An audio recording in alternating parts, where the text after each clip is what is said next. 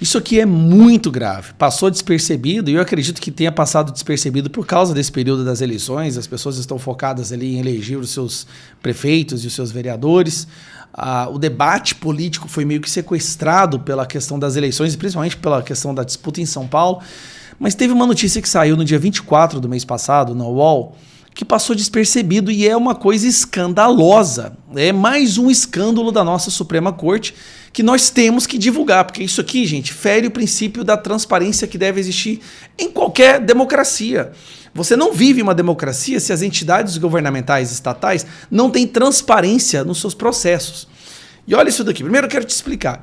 Todas as vezes que alguém entra com algum processo, alguma petição, algum requerimento no Supremo Tribunal Federal, esse arquivo, esse processo, ele é distribuído através de um sistema. Por que ele tem que acontecer assim?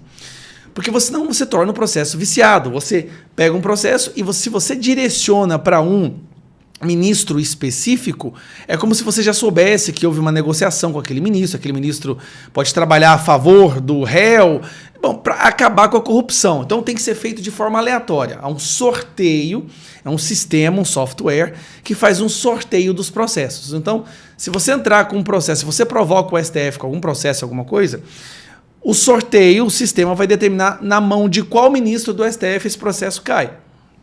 E é assim que tem que ser feito. Porque senão nós teremos o caso do Dias Toffoli, lembra que abriu o processo, o inquérito das fake news, e ele determinou que quem seria o relator desse processo, desse inquérito, seria o Alexandre de Moraes. Isso é um crime. Tá. Então por isso que existe o sistema de sorteio de inquéritos e processos. E o que aconteceu? A UOL pediu, seguindo a lei lei da transparência, né, de acesso à informação, pediu para analisar o software de como que funciona esse processo do sorteio, né? E aí veio essa aqui, ó.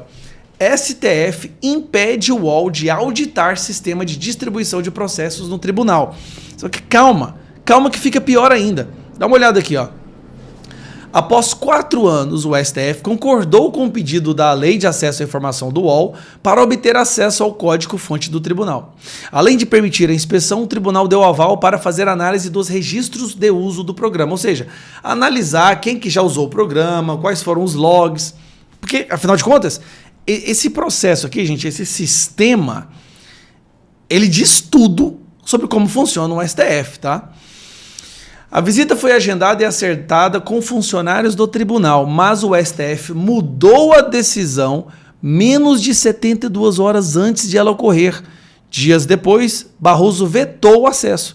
Segundo ele, a análise do código-fonte poderia facilitar ataques de hackers e será feita no futuro sem data definida. Mas não tem como hackers ter acesso a esse código-fonte. Vamos lá, primeiro. O STF fala que liberou acesso ao código-fonte das urnas eletrônicas para dar transparência. Das urnas eletrônicas, que são inhackeáveis. Mas não querem liberar acesso ao código-fonte do sistema de distribuição de processos porque alegam que pode só facilitar ataque de hackers. O problema é que eles haviam deixado que eles fossem lá sem usar aparelhos eletrônicos, somente com o que o STF oferecesse para eles. O UOL recorreu da decisão do ministro nos termos da Lei de Acesso à Informação.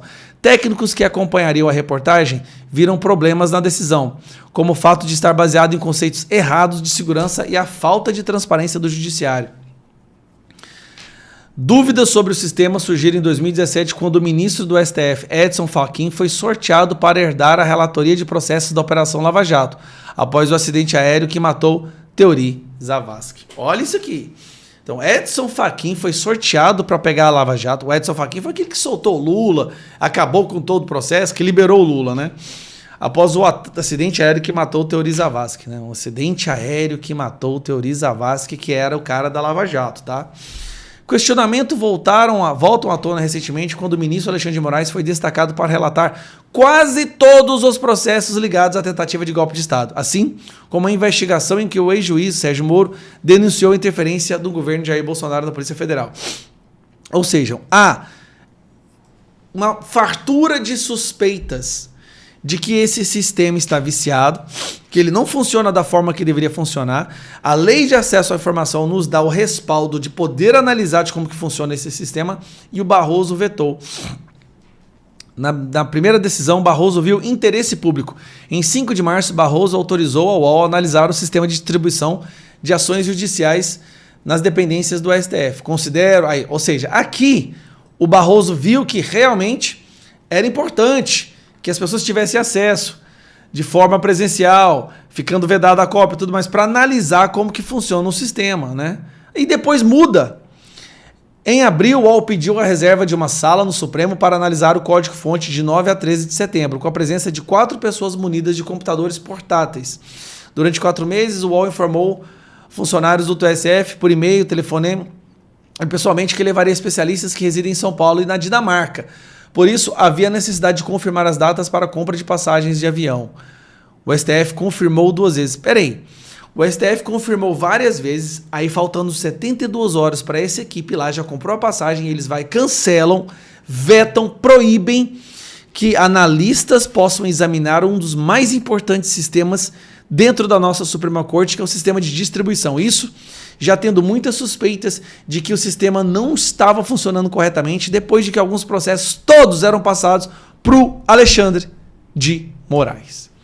Cara, isso está muito, muito errado. Isso é um escândalo que acabou passando despercebido porque a gente está muito focado nas eleições. Mas, na minha opinião, mais um ataque da nossa Suprema Corte, do Barroso, contra a democracia. Não há democracia sem transparência. Se nós não soubermos exatamente o que as autoridades fazem, como elas fazem, então nós não vivemos em uma democracia. Um abraço.